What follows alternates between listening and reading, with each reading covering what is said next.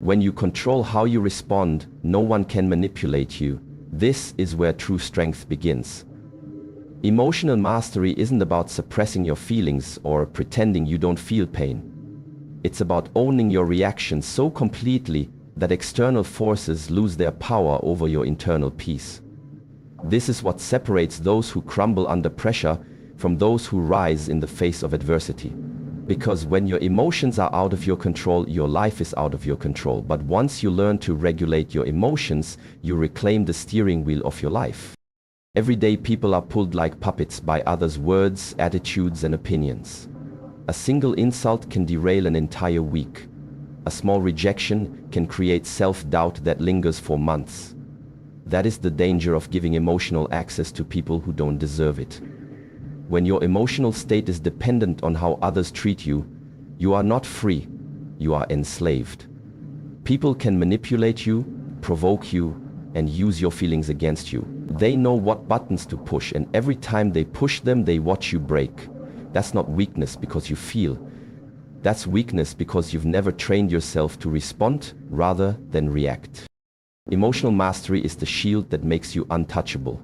When insults don't penetrate, when silence doesn't shake you, when chaos around you doesn't cause chaos within you, that is true power. People think power is in control over others, but the real power is control over self. It's not about dominance, it's about discipline. It's not about winning arguments, it's about walking away without the need to prove anything. The strongest person in the room isn't the loudest one, it's the one who doesn't flinch when others try to provoke them.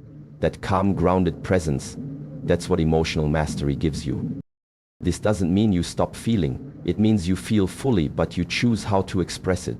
You feel the anger, but don't become rage. You feel the sadness, but don't collapse into despair. You feel disappointment, but move forward with wisdom. Emotional mastery means being the observer of your emotions, not the slave to them. You can acknowledge pain without drowning in it. You can recognize disrespect without needing to retaliate. This kind of control doesn't come overnight. It's trained in silence, in solitude, in moments where you could have exploded but chose stillness instead. Once you reach this level, people notice. The ones who used to manipulate you will grow frustrated because you no longer give them what they want. Emotional chaos. They will test you, they will press harder, but you won't move because you are no longer playing their game. You've built your peace from within, and nothing external can shake what's rooted deeply inside you. That's emotional mastery. And that is the ultimate power, not because it controls others, but because it frees you from them, from reaction, from dependence, from weakness. And once you are free, you are finally unstoppable.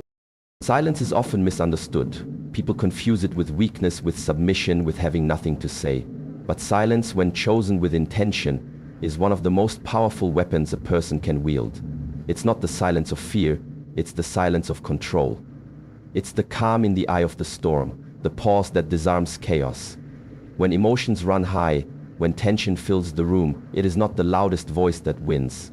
It's the one who holds their ground without being shaken. The ability to respond with calm instead of chaos makes you unstoppable, especially in conflict, because silence carries a weight that noise can never match. When you're silent, you're observing, you're calculating. You're not wasting energy reacting, you're preserving your power. Most people speak just to be heard. They react because they feel attacked, triggered, or misunderstood. But those who understand the strength of silence know that they don't need to prove anything. They don't need to defend themselves against every accusation, every insult, every attempt to provoke. Instead, they let their stillness speak louder than words ever could. Silence creates discomfort for those who thrive on drama. It removes the fuel from their fire. And in that absence, they reveal more about themselves than you ever need to. In conflict, silence isn't retreat, it's strategy. When you pause before responding, you shift the dynamic. You no longer react from emotion, you respond from clarity. That pause allows you to observe not just the other person's words, but their intention, their weakness, their emotional instability. It puts you in control. And control isn't about dominance, it's about direction. When you're calm, you dictate the tone. You refuse to be pulled into emotional turbulence. You keep your energy intact while others exhaust themselves trying to provoke a reaction. Some people fear silence because it forces them to sit with themselves. But when you're comfortable in your own presence, silence becomes a sanctuary. In a world addicted to noise, the one who remains quiet holds the most power. Silence demands attention. It draws people in. It makes them wonder what you're thinking, what you're feeling, and why you're not reacting like they expected. That mystery is power. That unpredictability is strength. It keeps you untouchable because no one can read you, control you, or use your emotions against you.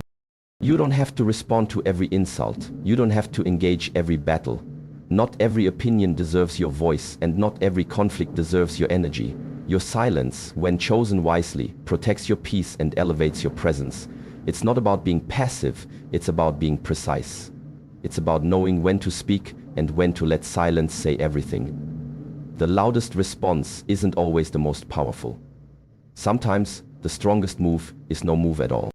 Silence doesn't mean you've lost. It means you've outgrown the need to prove you've won. That's the kind of strength that can't be shaken, manipulated, or broken. That's why silence isn't a weakness, it's a weapon. And when you master it, you become unstoppable. Emotional triggers are like invisible strings that others can pull to manipulate your behavior, your mood, and your decisions. They're the soft spots in your psyche, wounds that haven't fully healed, insecurities you haven't faced, fears that still live under the surface. And if you don't learn to recognize and disarm them, they become weapons in the hands of anyone who wants to control you. But here's the truth. Emotional triggers only have power if you give them power. Those in chains unless you refuse to break them. Learning to disarm your emotional triggers is how you take that power back. And when you do, no one can use your own emotions against you ever again. The most dangerous part of emotional triggers is that they often operate without your awareness. Someone says something seemingly harmless and you suddenly feel anger, shame, sadness, or panic. You may not even understand why it hurts so much, it just does. That's because the trigger is connected to something deeper. A memory, a betrayal, a moment from the past where you felt powerless, rejected, or not good enough. And when someone intentionally or unintentionally touches that nerve, your body reacts before your mind catches up. That's not your fault, but it is your responsibility to fix. If you don't take the time to identify your triggers, you'll live your life in a constant state of emotional reaction. You'll snap at people who don't deserve it. You'll fall into patterns that sabotage your growth. Worse, people who understand your weak spots will use them to control you. They'll know how to make you doubt yourself. They'll know what words to use to keep you small, insecure, and emotionally dependent. And every time you react, you give them control. But once you do the work, once you dig into your own emotional responses, reflect on your past, and heal the wounds that caused them, you become immune to manipulation. The same words that used to send you into a spiral now bounce off you like rubber bullets. The same tactics that once made you feel worthless now only reveal the insecurity of the person using them. Because you've disarmed the weapon, you've taken away their access to your inner world. This kind of self-awareness doesn't come from pretending triggers don't exist. It comes from confronting them. When you feel a strong emotional reaction, ask yourself, what is this really about? Where is this coming from? What story am I telling myself that gives this person the power to affect me? The answers won't always come quickly, but over time, you'll see the patterns, and once you see them, you can break them. No one should have the power to control your peace, your confidence, or your self-worth. When you master your triggers, you reclaim that power. You become emotionally untouchable, not because you don't feel, but because you're no longer ruled by unconscious wounds. You respond with clarity instead of reacting with pain. And in doing so, you step into a version of yourself that no longer fears manipulation, because there's nothing left inside you for them to weaponize. The power of internal validation is one of the most liberating forces a person can possess. When you no longer need approval from others to feel worthy, you become immune to rejection, criticism, and manipulation. You stop living for applause and start living for purpose. This shift doesn't happen overnight, but once it does, it changes everything. You no longer chase compliments to feel good about yourself. You no longer fear judgment because your value isn't up for debate. You know who you are, and that knowledge becomes your armor. From a young age, many of us are conditioned to seek external approval. We're praised when we perform well and criticized when we fall short. Over time, this praise-reward system wires our self-worth to the opinions of others. We start living not for ourselves, but for acceptance. Our identity becomes fragile, constantly shaped by how others see us. But here's the danger.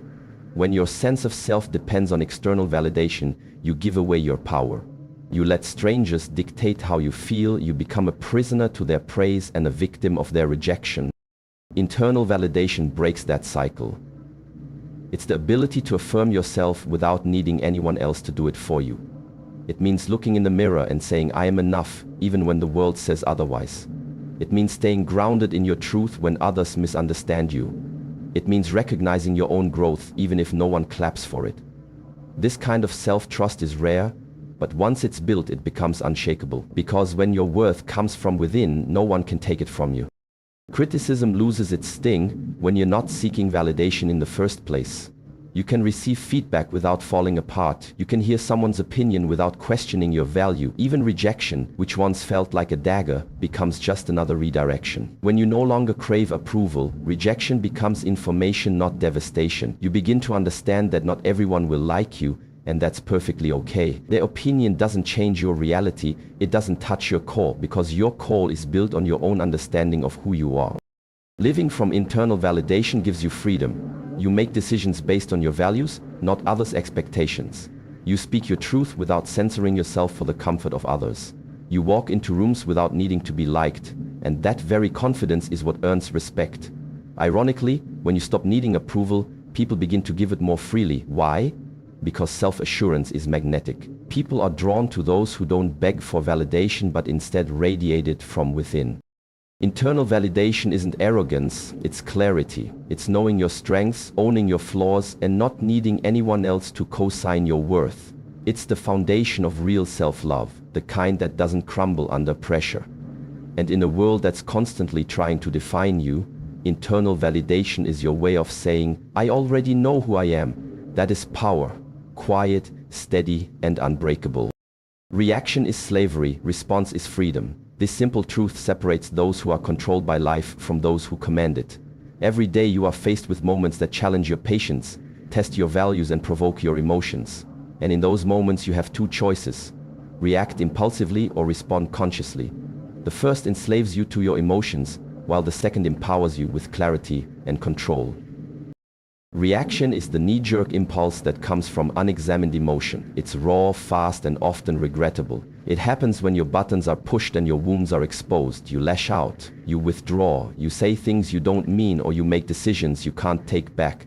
Reactions are driven by fear, anger, insecurity, or ego. They arise not from strength, but from survival. And the more you live in reaction, the more predictable and controllable you become. Anyone who knows your triggers can manipulate your behavior. Anyone who can provoke you owns you. On the other hand, response is born from self-awareness. It's a deliberate action, not a reflex. It means pausing, breathing, thinking, then choosing how to move forward. Response takes discipline. It takes strength to feel deeply without being consumed, to experience anger without becoming rage, to feel sadness without falling apart. When you respond instead of react, you create space between the stimulus and your decision, and in that space lies your freedom. That space is where you take your power back.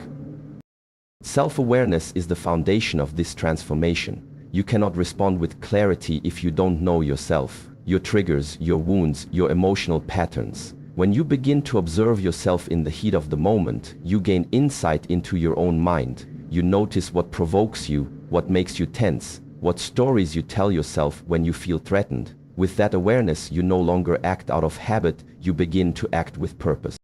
Control is not about suppressing your emotions, it's about mastering them.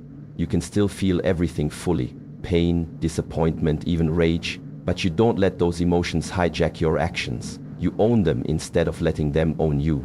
This is not weakness, this is power in its purest form. Because the person who can stay calm in chaos is the person who leads. The person who can stand in the fire without burning is the one others look to when everything falls apart. Responding, not reacting, doesn't mean being passive. It doesn't mean letting things slide or avoiding confrontation. It means choosing the most effective way to act, not the most emotional one. It means protecting your peace, your integrity, and your future, even when it would feel good to explode in the moment. It's about staying true to who you are. When you master this skill, you become untouchable. People will try to trigger you, push you, provoke you, but you won't flinch, not because you're numb, but because you're in control. And that control is where your true power begins. Reaction is slavery. Response is freedom. Choose freedom every time. Emotional independence is one of the most powerful gifts you can give yourself. It's the ability to stand firm in your own emotional center without being swept away by the storms around you. When you are emotionally independent, you are no longer hijacked by your feelings, no longer tossed about by other people's moods or opinions. This freedom creates mental clarity, the kind that allows you to see situations and people exactly as they are, without the distortion of fear, desire, or bias. Most people live under the influence of their emotions without even realizing it. When something happens, a harsh word, a disappointment, a conflict, their feelings take over. Their thoughts cloud with anger, sadness, or anxiety, and suddenly the reality of the situation becomes blurred. They see enemies where there are none, threats where there are none, and problems far bigger than they really are. Emotional hijacking distorts judgment because it prioritizes survival over truth. In that state, decisions are made based on pain or fear, not reason or wisdom. But when you cultivate emotional independence, you refuse to be a passenger on the roller coaster of your feelings. You recognize the emotions as signals, not facts. You observe them with curiosity rather than being consumed by them. That observation creates distance, and distance brings clarity. Instead of reacting to every emotional trigger, you step back and assess the situation with a clear mind. You see the true motives of people, the real consequences of events, and the best course of action for yourself. This clarity is the foundation for wise choices and effective action. Mental clarity from emotional independence also means you are less likely to project your fears or desires onto others. When emotions control you, it's easy to assume others have bad intentions or that situations will end badly because you're afraid or insecure. But with emotional independence, you can separate your internal world from the external one. You understand that someone's harsh words may have nothing to do with you, or that a difficult situation may be temporary and solvable. This insight prevents unnecessary conflict and helps you maintain healthier relationships. Furthermore, emotional independence protects your peace. When you are no longer tied to the approval or judgment of others, you don't lose your calm when faced with criticism or rejection. You don't spiral into self-doubt when things don't go your way. Your emotions don't control your self-worth. That kind of mental clarity allows you to focus on what truly matters: your goals, your values, and your growth. You don't waste energy on distractions or false narratives because you see through them clearly.